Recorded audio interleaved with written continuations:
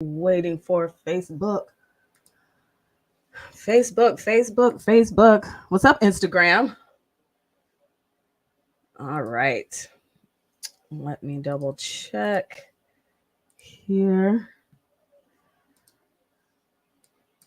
And then, what's up, Instagram? If you were raised, okay, I'm just going to type the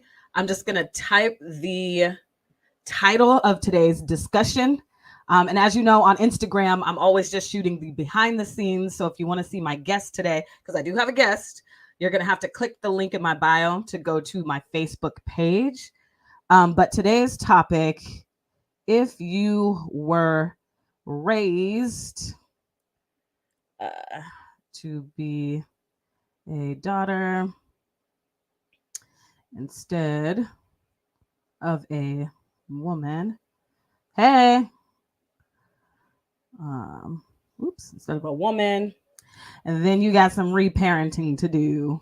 I can never say that word, parenting. See, if I think about it too much, I can't say it.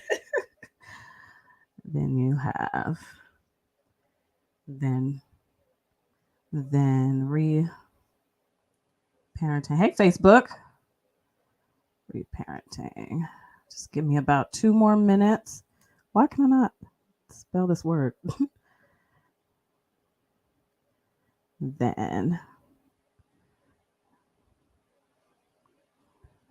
parenting yourself is a necessary step to your happy Friday healing.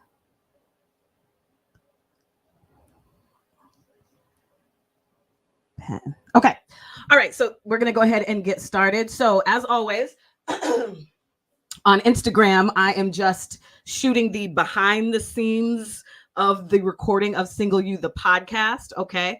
So you will be able to hear my guest, but you will not be able to see him. So if you would like to see his beautiful face, all you got to do is go to the link in my bio, click my Facebook link, and boom, we will pop up with this conversation. Okay. So I am going to have this conversation today with dating and relationship coach Anwar White.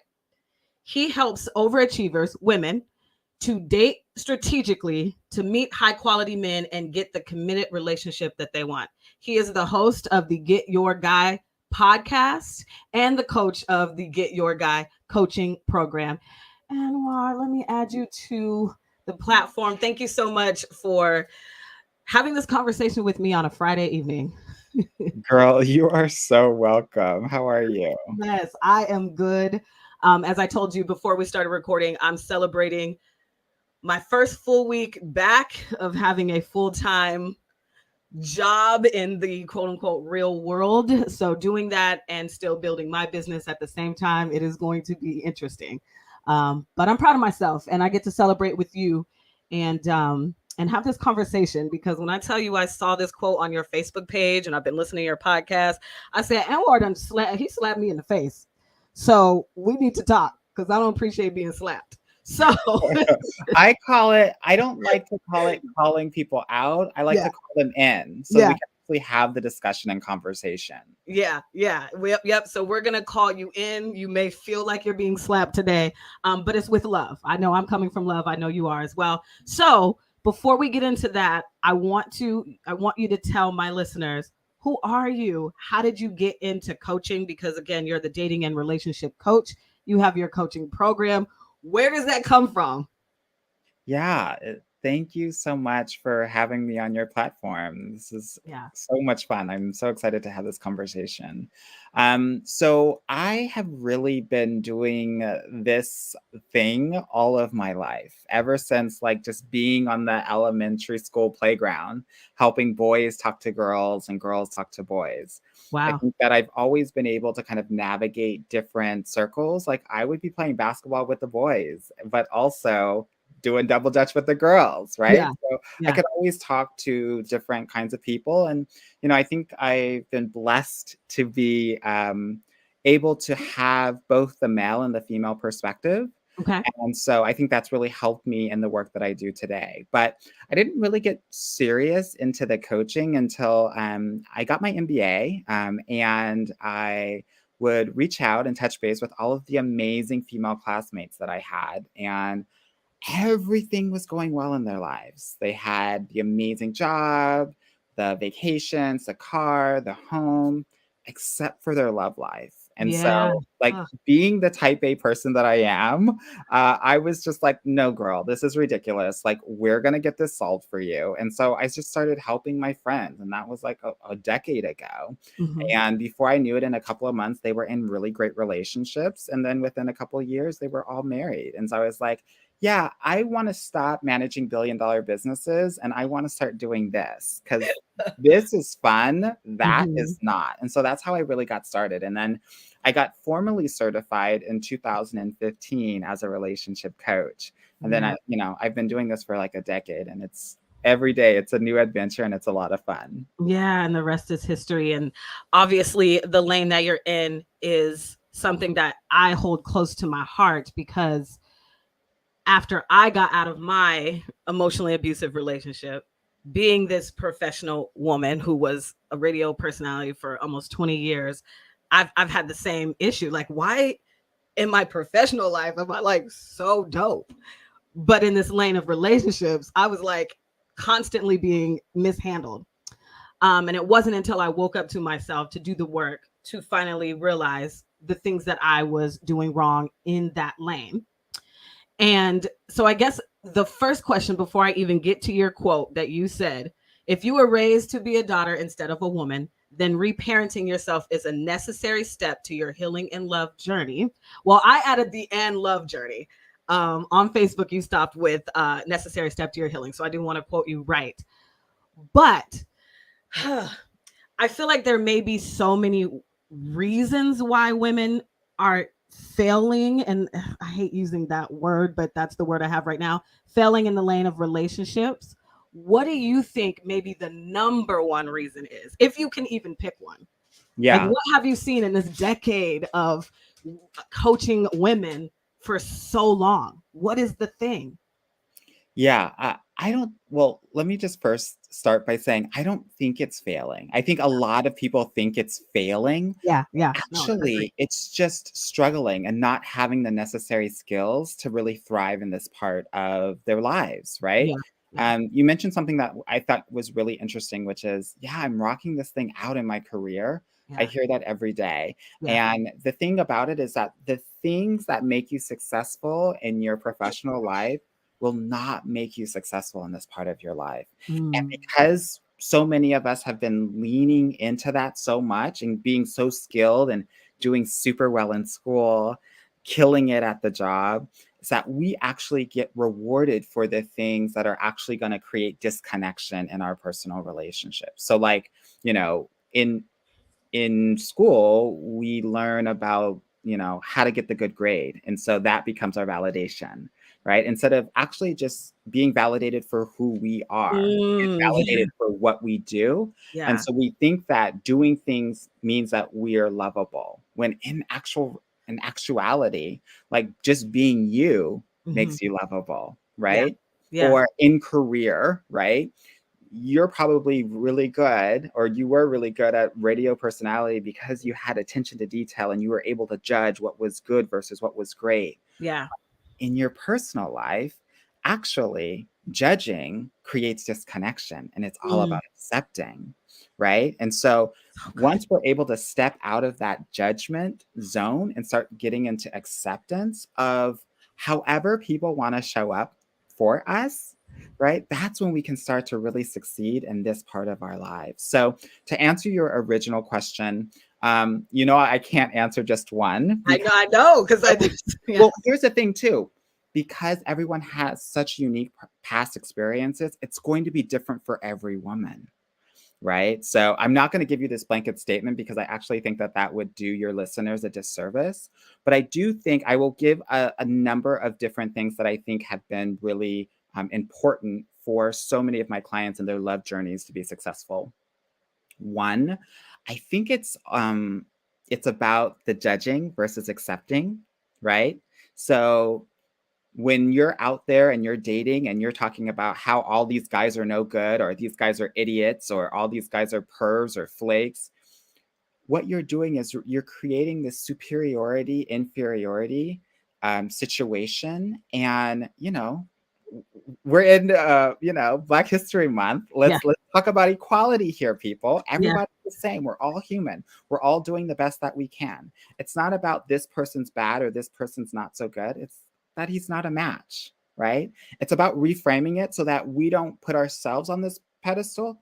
Because when we put ourselves on a pedestal in terms of superiority, when we meet someone that's really like a good person, actually what will happen is that we'll put ourselves down a peg and actually become inferior, and we'll put the other person on a pedestal and make them superior. So it's a weird power dynamic that can happen if you play the superiority inferiority game, right?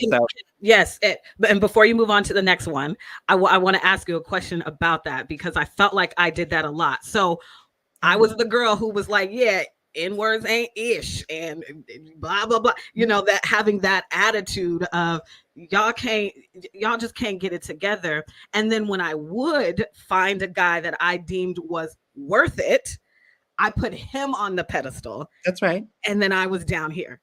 Right. Because I was like, oh, there he is. Now I have to play this game and I want to be picked, and let me minimize myself and let me try to what does he want? Okay, let me transform into that woman. Yeah. Yeah. That's what you're talking about, right? Like putting them up here and then we're down here.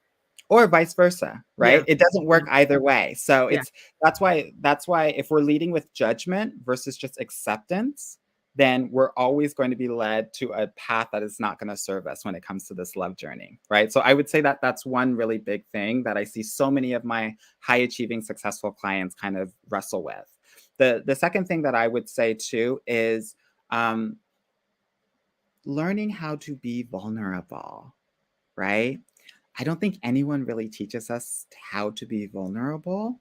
And when you're dealing with a man, like so many of us who are super smart and super put together and sharp are going to lead with our intellect because that's how we've been validated in the past, right? And so we think that's our strength, when in reality, that's not your strength. And so learning how to be vulnerable and share parts of ourselves so that other people can love those parts is going to be really important. Because if you're not being vulnerable, if you have your walls up, you're coming into this game and this love journey only showing 60-70% of yourself, right? And not your whole self. So how can you expect someone to fully love you if you're not fully showing up? Right? And you're not even showing all of you. So what is he loving? Yeah. Yeah. Because what happens? We can't fake the funk for a very long time. Research says that it takes really 3 months for you to show your whole self. And when my clients get into relationships, I call the first 3 months obviously honeymoon, but month 3 to month 6 is actually the comfortable stage where we all just show our full ass selves. Excuse my language. But it's no, you're fine. Yeah. It's true, right? It's the comfortable stage because it's like, oh, he's not bringing the flowers anymore, right? We're not going on these really crazy extravagant dates, right? It starts to calm down a little bit. But that's real. On the flip side, to my earlier point, it also means that you're showing all of yourself. So if you're faking the funk and you're showing a facade and 60% of yourself when he's getting to know you, and then you become yourself, who is probably a bit different, right? That's actually very confusing for him. And when you show yourself, he's going to be thinking in his head, that's not who I signed up for. You're a liar. You're not credible. You're not a woman of integrity, right? And so not only are you kind of faking the funk for yourself, but you're doing it for him, which is going to create greater disconnection. So I talked about leading with judgment. I also talked about being vulnerable and sharing parts of yourself. And the other part is here, men don't need more intellectual partners.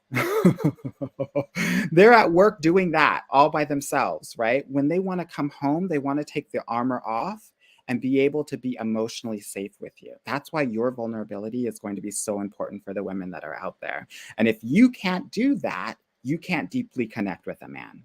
So I would say those two things are the greatest things that I see that really will help level up love lives. Thank you for that.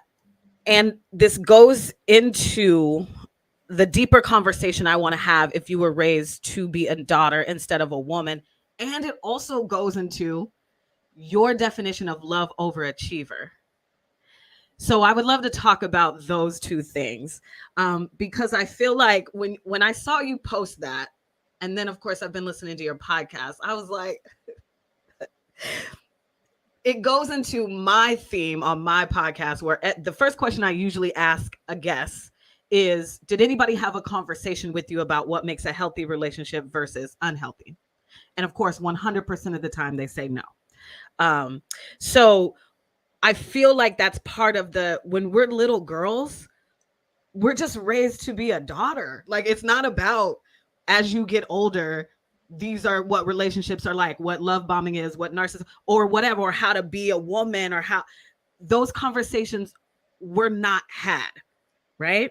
And so when you posted that, and we'll get into love overachiever after this, if you were raised to be a daughter instead of a woman, then reparenting yourself is a necessary step to your healing. When you posted that, when you said that, go deeper. What are we talking about? Tell me more, because I felt like you were talking about me. I'm talking about every woman that is out there, right? I have these conversations every day with my clients. And it isn't until we actually understand that, oh, I haven't been taught to do these things. For example, emotional availability, right? How many times were we growing up and we had certain emotions and we couldn't express them, right? Maybe because, and especially for Black families out there, I'm going to keep it 100% real with you, right? Yep. Mm-hmm. We didn't show love, or we were not shown love based on how we were emotionally available for our children. We showed love by cooking, by having the roof over our heads, by having the bed, place to sleep, right? Having maybe a little bit of pocket change so you can get those nice shoes for back to school, right? Those were the reasons, those were the ways that we showed love. But actually, this emotional availability is so crucial to how you're going to show up in your adult relationships, right? I always say that you approach your adult relationships as a little girl, right? And that relates to that quotation. So if you didn't feel comfortable expressing yourself and your emotions, how do you feel like you're going to be able to do that in your adult relationships? You won't, right? And when you're not able to do that, right? It stays inside, it boils over, and you explode. There's a bit of truth to the angry Black woman, right? Because she holds it inside until she explodes, because she wasn't taught how to actually express her emotions. And she wasn't encouraged to do so. So those are foundational programmings that actually need to be deprogrammed. I always tell my clients, I love that you get your guy, but this is the work that we're doing is actually about deprogramming everything that you've learned about love, dating, relationships, and men, and actually reprogramming it. That's what I'm talking about, the reparenting, so that you're actually approaching this as in your grown woman status and as a healed individual, which you can do as an adult, right? So emotional availability is one thing, right? Yes. Yeah. I was going to say, let's park here real quick. Because when you're saying, and she wasn't allowed, you could say Rika. Rika was. So one of the questions that I have my clients ask themselves in the journaling process that we do is, what did I learn from my parents about relationships? Whether they verbally said something or you just saw it, right? And then also, what did you learn about emotions? And my parents did a great job. I love my parents. They're still married. They did a wonderful job in the emotions department.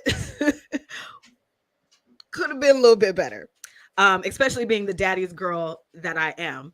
So I didn't even know. You're saying a lot of us didn't know how to express our feelings. I didn't even know there were other feelings outside of being really happy. I had a very happy childhood and everything was joyous and great. But when it comes to emotions, especially in the relationship department, I had no idea what I was doing, and what, like, I, no idea what I was doing.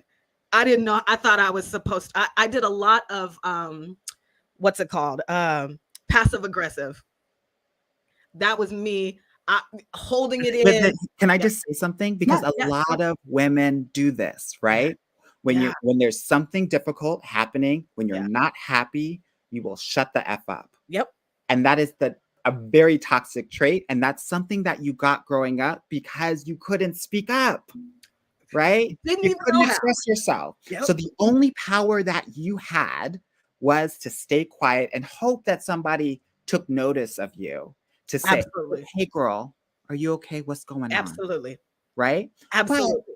we translate that into our adult relationships, hoping that this dude is going to do that. Absolutely. But Saying we if got he to do loved, it for ourselves. exactly. Saying if he loved me, he would just know. The type of man that I want will know that I'm hurting over here, or that hurt my feelings, or whatever. He'll get it. He'll get the hints. He'll get my passive aggressiveness. He'll get my body language, right? Like, he'll just understand when that is, I learned the hard way, unfortunately. That's not how it works. It's not how it works. So I had a lot of work to do in the reparenting Rika and how she expresses herself and her emotions. Now I am very direct, very sweet and very graceful, but I'm very direct and I love it. I show up for myself so much, and that's part of the progression as you do the work on yourself. Okay, so we talked about again, if you were raised to be a daughter instead of a woman, then reparenting yourself is a necessary step for your healing. And I added and the love journey because I just, again, me not knowing myself and not knowing how to express my feelings, obviously that was at my detriment. So let's keep going. So we talked about reparenting in the emotions Yeah. department. I want to just add a certain point because I think this is really important. This is something that I hear a lot. Nobody's saying that your parents are bad people, right? Thank I you. we have this like reflex that we have to defend them. Even when you were talking about how your childhood was so great, Yeah. the question is not about your childhood being great or not great, right? Because even if your dad leaves you and your mother is the most amazing person, your dad still left you, girl, right? And you could have had the most amazing childhood with your single mom.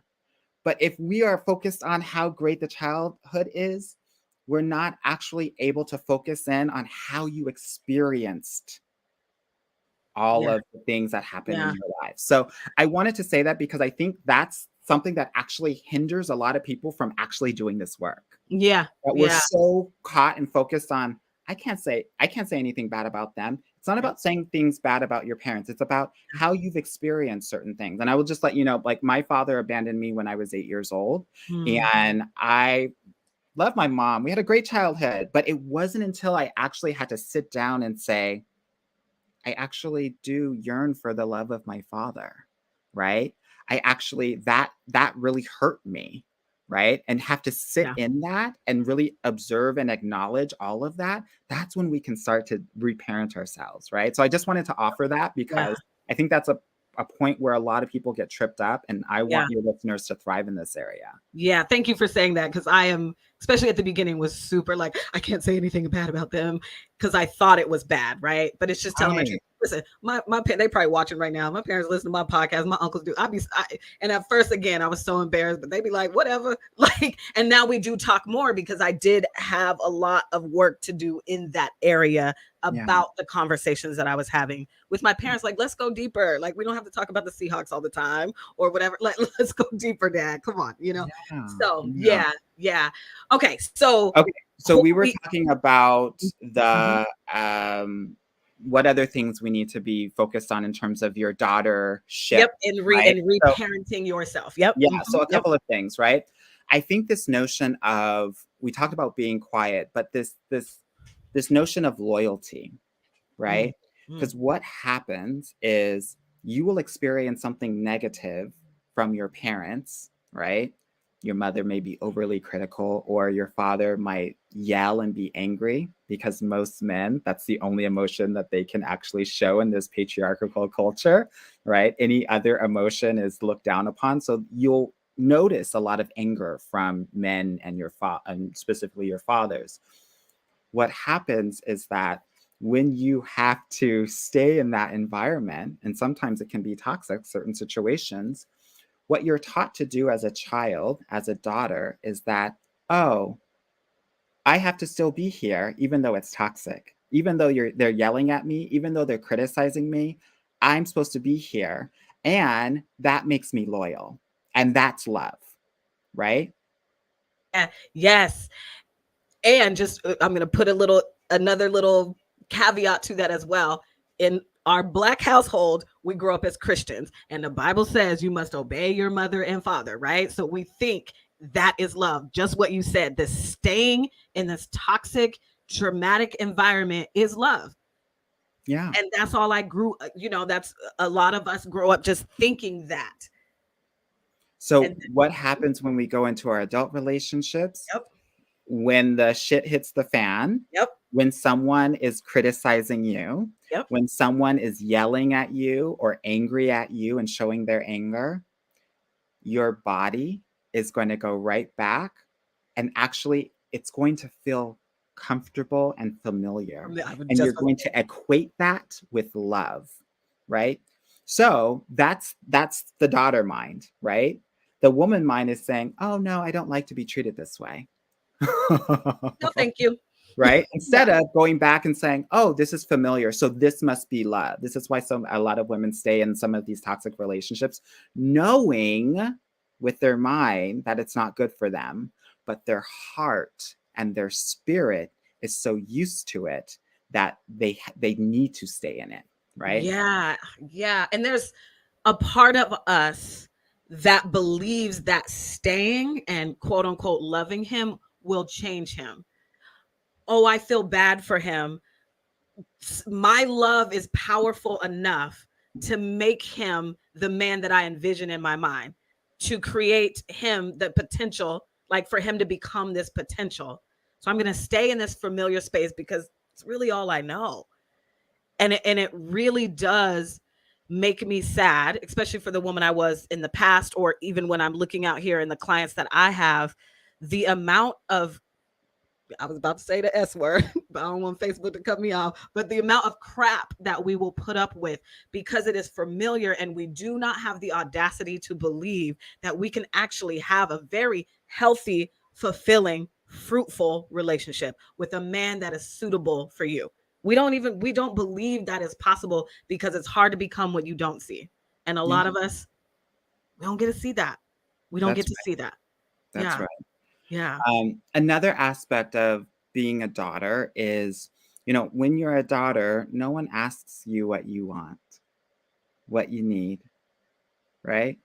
They just ask you to do something, especially in Black households, because women are taking up so much work and labor that they often ask their daughters to chip in and to help them with all of that labor to manage the household, right? And you don't have any agency in what you can do. I think about a lot of my sisters who, even to this point, feel compelled to have to set everything up for the birthday party, cook all the food for the holidays when they don't really want to, right? Yeah. Right. No, Right. it's about being able to ask yourself, what do I want? And being able to consistently check in with yourself to know how you're feeling, to understand if you want something or not. So you have to, as an adult, as raising yourself as a woman, be able to check in and say, do I want this? Do I not want this? Do I need this? Do I not need this? Right? And then be able to communicate it. Right? That's the difference between, I think, daughter and woman. Whereas as a daughter, you just are never asked. And so you never actually ask yourself what you want. You just go with the flow. Yeah, absolutely. Because it's your role as a daughter, right? And that is the role that they train you up as. Because at 10, you are a daughter. But what happens when you reach 30? Technically you're a daughter, okay, but now you're a grown woman and you can't operate in that daughter space. And I have a lot of, even still today, especially because I don't have kids and I've never been married. Sometimes I'm like, wait, am I really a grown up? Am I adulting? And I'm 38 years old.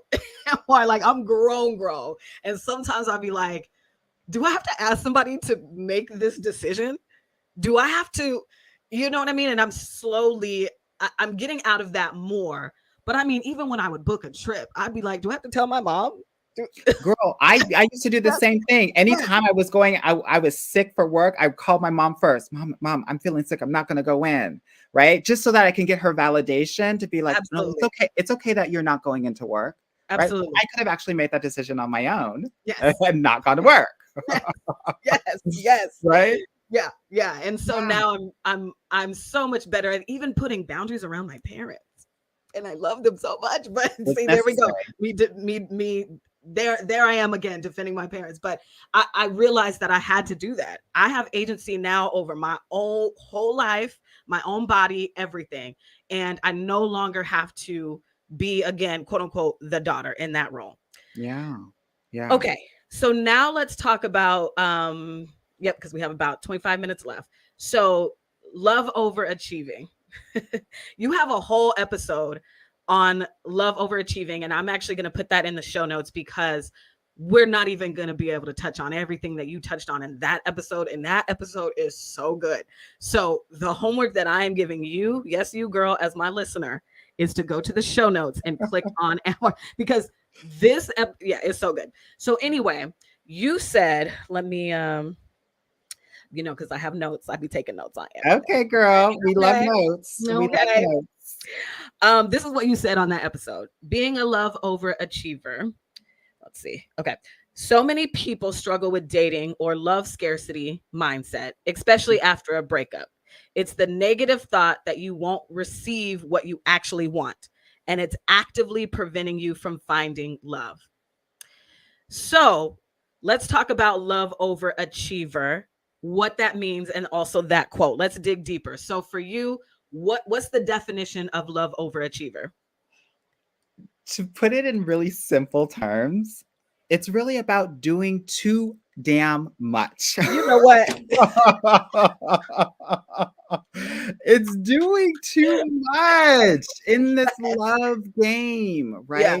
Yeah. One of the things that I do with my clients really early on and when we work is actually I tell them, talk to me about all of your goals. Yeah.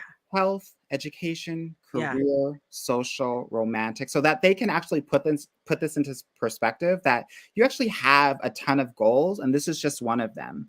If you're making this your be all, end all, right?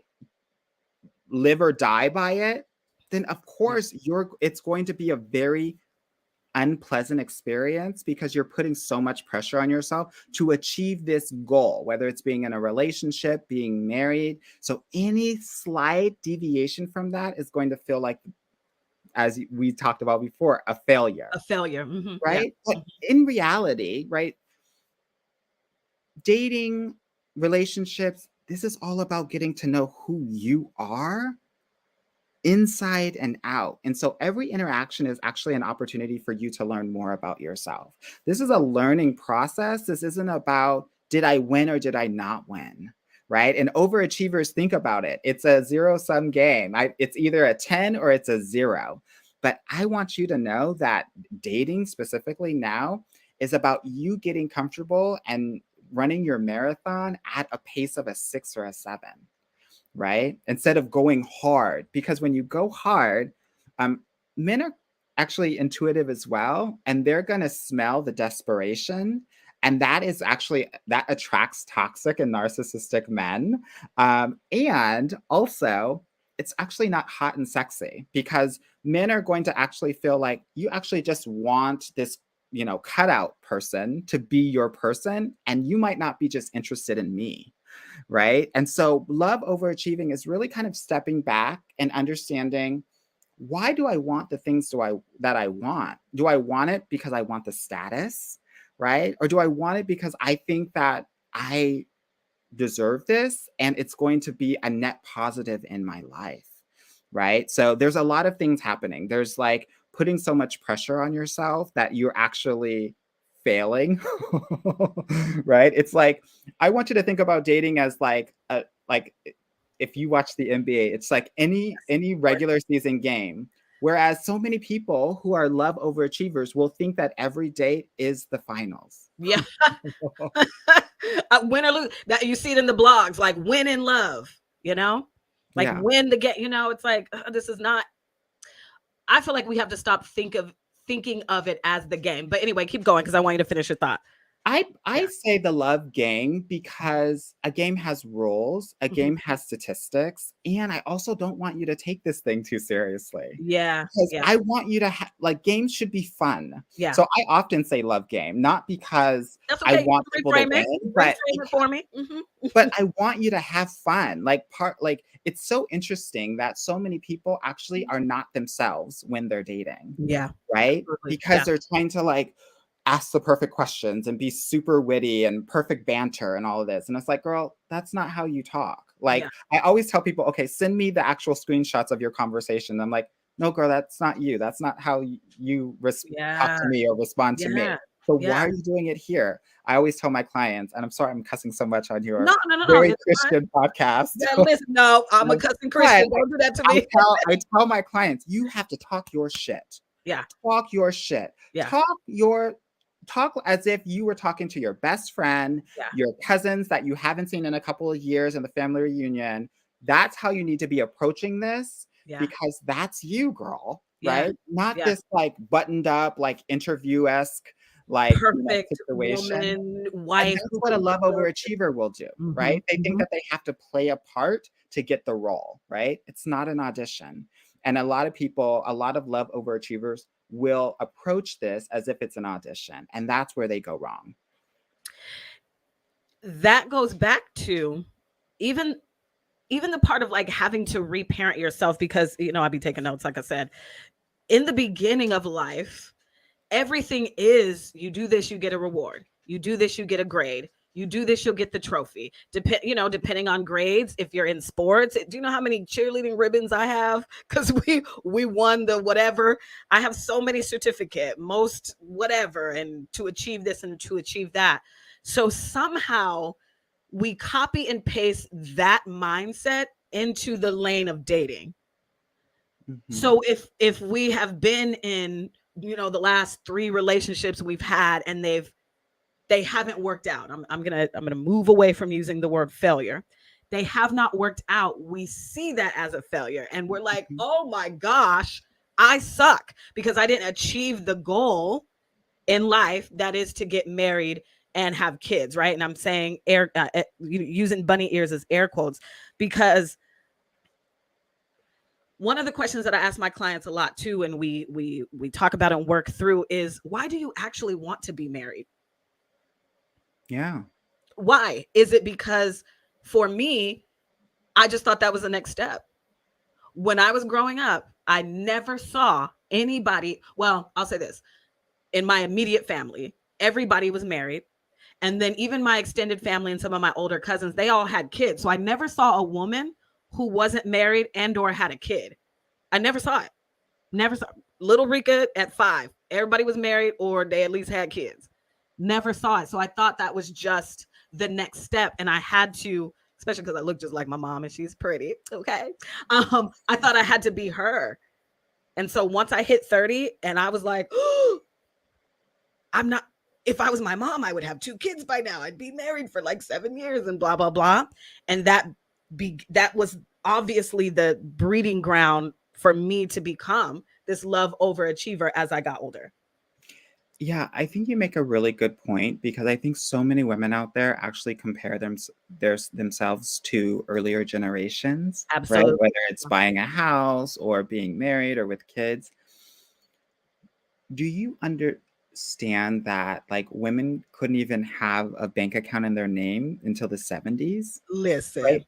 So when we talk about like what was happening back then and what our mothers and grandmothers had to do to stay afloat and stable, right? We in this generation are in such a different boat and have so much more financial independence, agency, salary, like, to the roof. You have like no potential, no limitations around that. Whereas before, maybe that was the case. Access to education, all of these different things.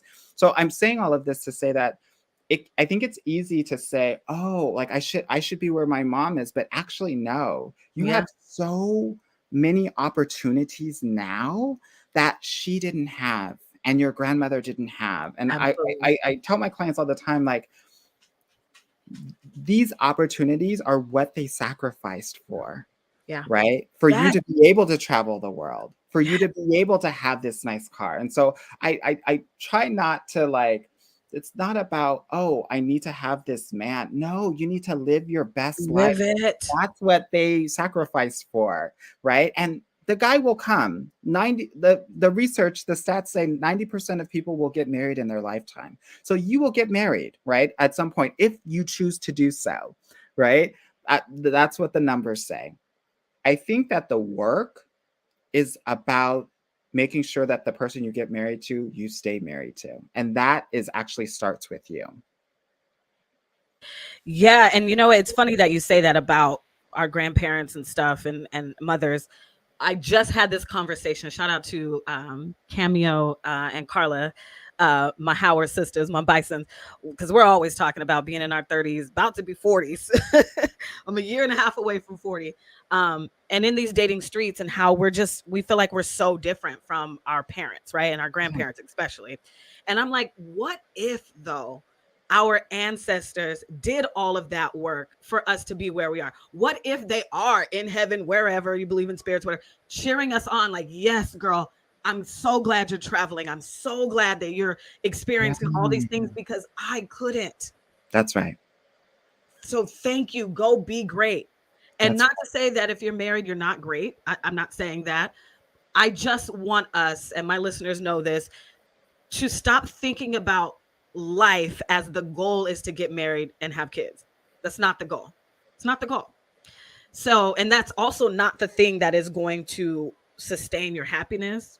It doesn't make you happy. Like, I had my cousin on here, Linnea, who I have all the time. She's been married for over 18 years, 3 kids. And she let them know, listen, if you think marriage is going to make you happy, you got work to do. You have work to do. Yeah, So, the research says that there's not a significant increase in happiness whether you get married or you're yeah, not, right? Like the yeah. difference is so slight that it doesn't even It, count. it, it doesn't matter. It Mhm. starts within. It starts within. So, okay, so let's go deeper on this quote, and then I want to end on your definition of nice girl, hard girl, and hurt girl, which you have a whole podcast episode about as well, and I'll link it in the show notes. And again, So your many homework. links, girl. So I many know links. You're giving these people so much homework, girl. I am. You're the hard teacher. I'm the hard teacher. You have homework, but guess what? You can listen to this homework on your ride a bike, if you walk, drive to work, if you sit That's in right. traffic. Exactly. So okay. So I think we did touch on this, but I just want to see if there's anything else here. So you said in one of those episodes that I'm assigning, so many single people struggle with dating or love scarcity mindset, Yeah. especially after a breakup. It's the negative thought that you won't receive what you want, and it's actively preventing you from finding love. Let's go deeper. Tell me more. What do you mean by that? Yeah, I think that a lot of people have what I call love and dating scarcity mindset, right? And I Mhm. think it hurts a lot of people in this part of their lives. Dating and love scarcity mindset is really about not really thinking that there are people out there for you. Yeah. And so the result of that is that someone that is in front of me, I'm going to grasp onto even harder because Mhm. I don't believe that someone is actually out there that's better. And the other thing too is if you're used on I always use scales from 0 to 10. If you're used to a level 5 in love, whether that's from your parents growing up, right?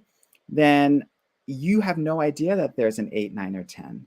So you're gonna you find a 5 person, you're gonna be like, oh, this is it, right? Without even realizing that you may have what I call a love upper limit problem, and there might be more out there for you. Yeah. There's so many people that stay in relationships way too long because of that thought.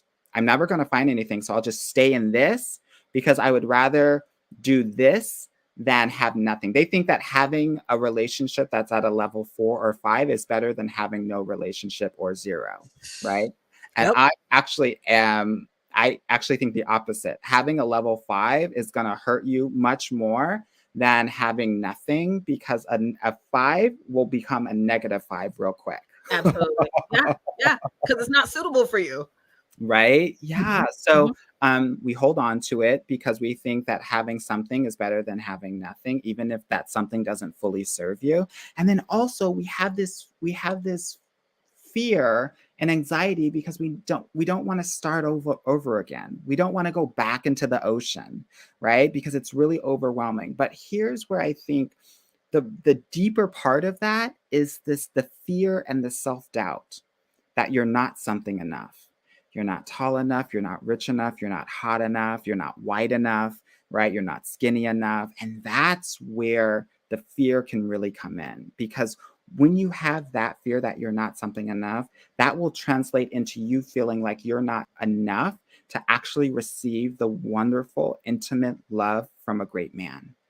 And that's where we can get into the self-sabotaging, where we are putting up the facades, the distrust walls that I call it, frustration, depression, all of those things that will prevent you even further from going out there and putting yourself out there. That's why we have so much start and stop when it comes to dating. And that's the thing that's going to kill you, the start and the stop. It's about the marathon and being consistent. Yes. Because with those experiences that you have along the way, positive, negative, good, bad, or ugly, you get to learn more. You get to understand who you are in this love game, and you get to find yourself more and more, figure out what you like and what you don't like. People stop so quickly before they're able to get that momentum to actually really learn about themselves in a whole way. Because when you stop, and you start again, you actually regress and you have to start all over again from Yeah. from And from you're saying start and stop and doing the work. And doing the work and also putting yourself out there. I feel like oh, putting okay. yourself out there is doing the work, because Absolutely. your Yep. triggers will come Yep. up and you're going to have to deal with them. Absolutely. Yeah. And Yeah. and I she knows, yes, you listening, girl. Hey girl. Um, that I have said that before. Like I just in this dating game, I'm always like, okay, let me see what he's gonna teach me about me. Let me see. Yeah. Let's just have fun with this, you know? And definitely, yeah, having that mindset, I had a thought and now it's going. But what I wanted to say about what you just said. So we have to be careful about who we're listening to. And I'm not going to name any names, but there are a lot of relationship gurus or whatever, or podcasts or whatever, that are very loud in these internet streets that I may have heard an episode from and people share clips that I no longer listen to because, like you said, it is stirring up that scarcity mindset. If you don't bring something to the table as a woman, if you're not a size 6, if you don't have a Kardashian body, you are not going to get this love that you want. Mm-hmm. The thing that everybody loves to tell me is I'm never going to find a man without kids. It's too late. It's never going to happen. And so, what I want you to remember, listener, is people are speaking through their lens and how they see the world. And Or their remember, trauma. and their trauma, yes. Yeah. And remember, it's hard to become what you don't see. So, people who have told me that, it's always people with kids. It's always people who are growing up in these neighborhoods where everybody is with child, you know, baby mamas, baby daddies, or what have you. And that can be in every lane. It's not just about kids. It's if they tell you you're never going to find a man who's a manager. I don't know. I don't know what your list is and what you want, but be careful. Do you talk about that with your clients? Like, be careful who you're listening to, the messages that you're receiving about dating. Do you speak on that? Not really, Okay. because people who are coming to me are pretty aligned with how I think about things. Okay. Good. And the way that I think about them is that, women actually lead relationships, Mm. right? Hmm. There are a lot of, I think the coaches that you're talking about are probably male. Yes. And there are Yes. a lot of men out there that are going to be focused on themselves, but Mhm. those aren't the men that I want my clients to be with. I Exactly. want my clients to actually be with men that are making them the first priority. And so I have a whole way that I teach them how to date, specifically online, to help them vet and evaluate these men.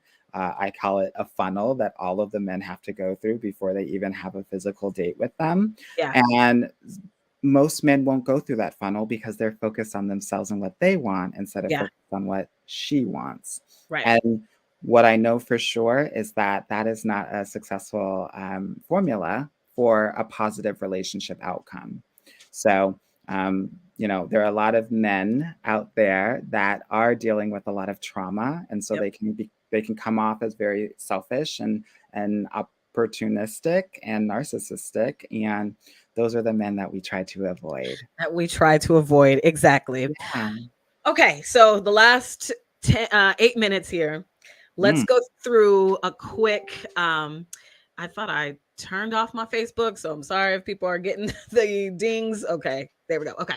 Um, you have a wonderful, I guess, repertoire of clients. Is that the word? That have helped you define what you call the nice girl, the hard girl, and the hurt girl. And yeah. so let's talk about those three. Um, and so I guess we'll start with the nice girl. What do you mean by the nice girl? Yeah, so just a little bit of background. I've worked with Mhm. hundreds of Yeah. women, maybe thousands at this point, and so I studied statistics as an undergrad, so I'm very much about the data and research, and so I kind of compiled all of these different clients to figure out what are the actual commonalities, right? Who is coming to me, and why are they coming to me? So as you just stated, right, there are three buckets of these women that I have found that have certain needs, certain experiences. And so if you find that you are one of these girls, then I think this is an opportunity for you to understand like what work needs to be done. Right. I think that was really my intention of doing this and sharing this Right. with the world. So you asked about the nice girl. The nice girl is a people pleaser, right?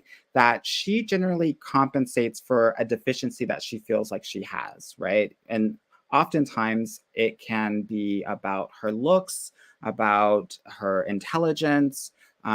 She just wants to be liked, right? Oftentimes. And so the work is really leveling up the confidence and knowing and learning that you are the queen of the chessboard and you have all of the power, right? The other thing that happens too, and we talked about this a little bit earlier, but this is very, very relevant for the nice girl, is that she doesn't say how she feels or thinks, right? And that she's actually very emotionally dishonest with the people that are around her and so the people around her can't emotionally trust her. She'll apologize for no reason. If you bump into her, she'll say she's sorry, Yeah, right? I'm sorry. If I'm she's a sorry. nice girl. Hmm. Yeah. Yep.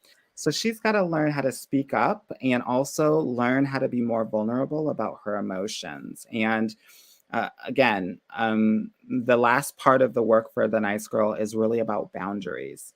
Because she wants to please so much, she'll probably do much of anything for anybody, right? And Yep. people will like her for that, but also she'll learn to resent them because Yep. she feels like she's not being taken care of, Yep. right?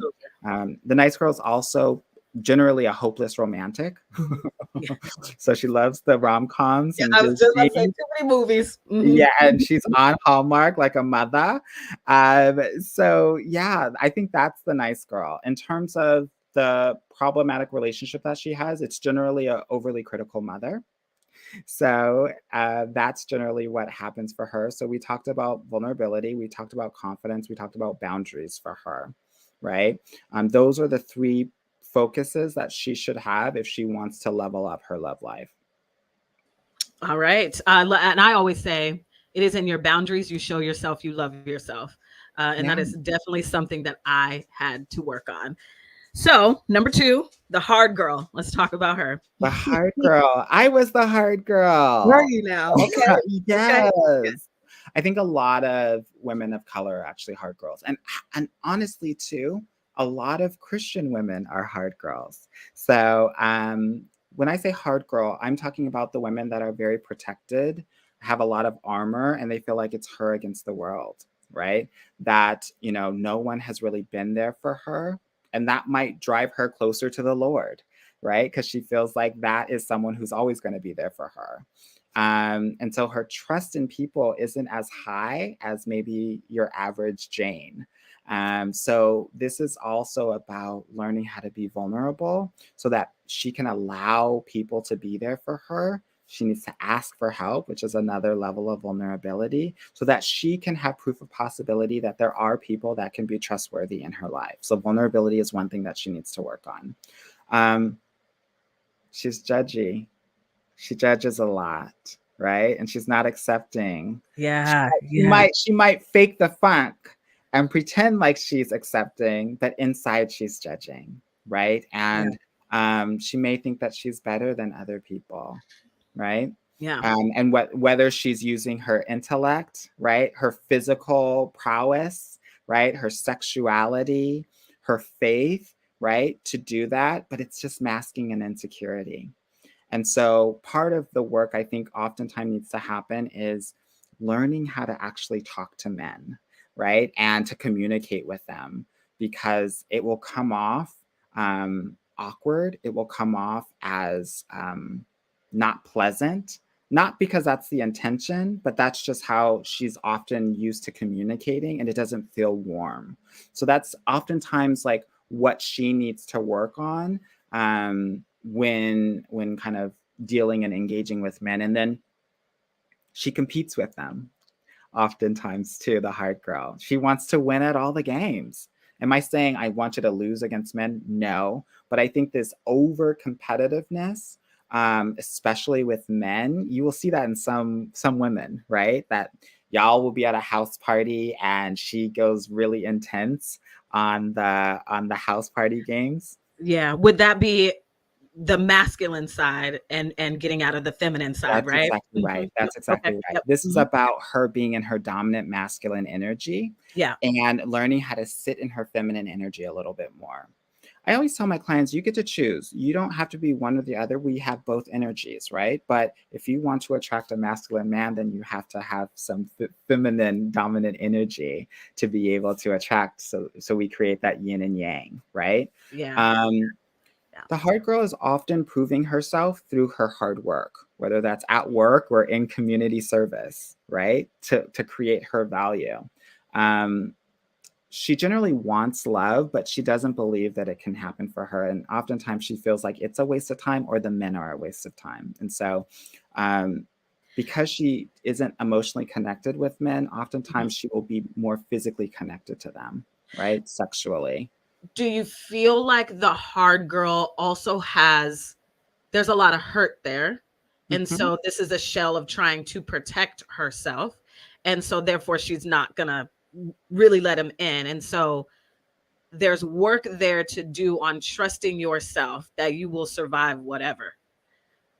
Yes, I always think that trusting other people it's really always about trusting yourself. Yeah, Right? exactly. Right. Yep. That like you know that you're going to be good with or without this person before, during, and after this person, right? Absolutely. Yep. Yeah. Yep. Yeah. So Yep. definitely it's for her, but this more foundational wound is also coming from the mother, right? And the mother not being attentive to her needs emotionally, specifically, right? Yeah. So the hard girl, because of that, will feel like if my mother can't do it, nobody can do it. So it's me Yeah. against the world, Yeah. right? Yeah. Yeah, All right, so let's talk about the hurt girl. And as you're listening to this, if you want to DM me and let me know like which girl you think you are, I think that I've been the nice girl and the hurt girl. yeah, And so and because I think that, well, let me ask you, do you believe that it could be seasons, like maybe, for sure. Okay, for perfect. sure. Yeah, yeah. We're So always evolving, and yeah, so yeah, most people are probably have a dominant one and a less dominant one. yeah, It's yeah, not like you just pick one. It's usually, oh, I'm mainly this, but then I have times where I'm this, yep, right? yeah, So that's how I've yeah. seen it. Yeah, Yeah. yeah, yeah. I was the nice girl until I got hurt, and then I became the hurt girl. So let's talk about her. Mhm. Yeah, Yeah. The yeah. hurt girl slash sensitive girl. This is what I'm calling it, right? And I'm a Cancer, so I'm I'm a sensitive. Cancer too, girl. I'm Yeah, a that's Cancer right, too. because you're early July. That's right. That's right. Yeah. Uh, So, yeah, yeah, the hurt girl is someone who often misinterprets people, right? Especially men. And I say that to say that they might take everything personally, or think that they're trying to come hard at them when in reality it's a misunderstanding. It's not intentional. And also, she sometimes or many times believes that everything is her fault, that she's done something, because if she didn't do this, then this wouldn't have happened, right? This is a constant voice in her head around her life, and specifically her relationships. The hurt girl, she plays small, right? And she's played small for a while because it's helped to ensure her safety growing up, right? Or in certain circles, whether it's in school, and making sure that she's not being bullied. She doesn't take up enough space. And that's often because she doesn't necessarily kind of trust herself and understanding some of those relational dynamics. So for that work, we really have to get down to like healing the inner child wounds, because that mostly comes from that's playing small and making sure that things are safe, and like people are probably a bit chaotic around her, has translated into other relationships as well. And here's the thing about the hurt girl, she can be quite emotional. Emotions are not a bad thing, but when we don't regulate them, or we don't have the skills to regulate them, then it can start to not be conducive to a successful relationship, right? Um, and with those emotions, she lets them lead, which means that she's not able to really understand what she's doing and why she's doing it.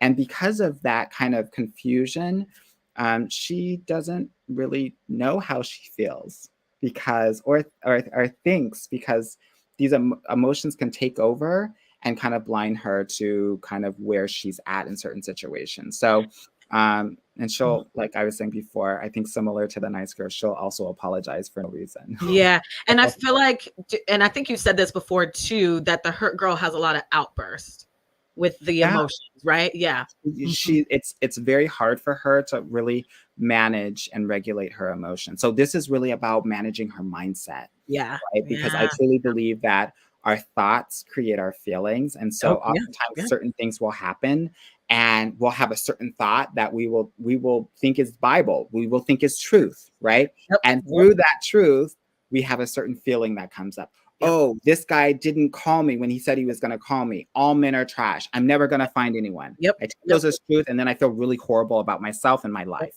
Yep. right? Instead And of then you saying, have an action if you haven't oh, worked on that. Yep. this guy didn't show up. Yeah. Sucks for him. Oh, he's showing me who he is, right? Let me go on to this someone else who's going to, right? So this is about really managing her mindset above everything else. The other thing that I think is really important for the hurt girl is thinking about men, because she thinks that they are dangerous based on her past experiences, and she does not trust them, and she doesn't trust herself to be around them. So she will avoid them. She will run away. She will put herself in the game for 2.5 seconds and then get out immediately, right? She doesn't understand men. She doesn't understand men. So part of the work for her is also learning men, learning how they navigate the world, learning that they're not intentionally trying to hurt you for the most part, right? Oftentimes they're just really oblivious. Yeah. And also they're not all narcissists. That No, not at all. that's not a thing. Not all of us are the clinical like the way a psychologist would explain a narcissist. We're not dating a lot of those men. It's not happening. Yeah, Um, yeah. yeah, yeah. The hurt girl also has huge bouts with imposter syndrome. Yep. right? Yeah. Where because she's playing small or she has been playing small, it's hard for her to actually kind of level up and feel like she can operate at a certain level. And this is also, I have a lot of clients that have ADHD. So the hurt girl is often, if you have ADHD, you might be part of the hurt girl because some of these things that I'm saying are also aligned with, having that. So in terms of love, she's scared of it. Deep down inside, she yearns for it. She loves it, but she has trouble getting it out there and really putting herself out there in a full way, right? Not the 50%. I'm talking about like 100%, Full right? way. Yeah. Yeah. Yeah. And have Um, fun with that. Yep. Go ahead. Finish your thought. yeah, totally. Yeah. What else about the hurt girl? The hurt girl allows herself to, I would say she numbs the pain, right? When certain things happen to her. So if something's not great, she'll numb it to get a sense of power and control. And that can look like a variety of different ways, whether it's gambling, sex, shopping, whatever it may be. In terms of love, I think that she has learned to be scared of men because the toxic relationship has been her father. And he's probably been angry, abusive, maybe narcissistic. And so that has made her go small when he has gotten so big, right? And she's taking that to her adult relationship. So that's the nice girl, the hard girl, and the hurt girl. Yeah. And thank Let you me for know which one you are, girl. exactly. I was gonna say, please, if you're like, wow, he was really speaking about me, I would just love to know. And we can talk through that. So with that, I'm just looking at my notes to make sure that we pretty much got to everything that I wanted to. There's a few more, but we'll go ahead and end on this. So I'm listening to this episode and I'm like, okay, I have work to do. Work is good though. Work Yeah. is good. Yeah. Where would you suggest one starts in doing the work? Well, I think that we've given you a good little guide in terms of figuring out which girl you are. And we talked Yeah. about some of the work that you may want to do, right? So for Yeah. the nice girl, we talked about if you're the nice girl, right? It's about vulnerability, it's about speaking up, it's about boundaries, Yep. right?